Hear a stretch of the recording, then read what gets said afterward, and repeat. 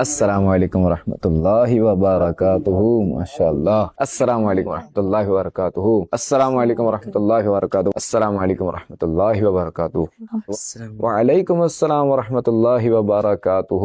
یا عاشقان رسول، یہاں دیکھیں ابھی ہمارے پاس جو ہے نا وہ محمد عمر بھی ہے، محمد ابو بکر بھی ہیں، اور محمد حمزہ بھی ہیں، اور محمد علی بھی ہیں، مشکات فاطمہ بھی ہیں، اور مشعل فاطمہ بھی ہیں۔ آج ہم سنیں گے حمزہ نام کے حوالے سے کہ حمزہ نام رکھنا کیسا، اور یہ ہمارے آقا علیہ الصلوۃ والسلام کو کتنا پسند تھا۔ ایک بار ایک صحابی رضی اللہ تعالیٰ عنہ خاتم النبیین صلی اللہ تعالیٰ علیہ وآلہ وسلم کی بارگاہ میں حاضر ہوئے اور عرض کی کہ میرے ہاں لڑکے کی ولادت ہوئی ہے، میں نام کیا رکھوں؟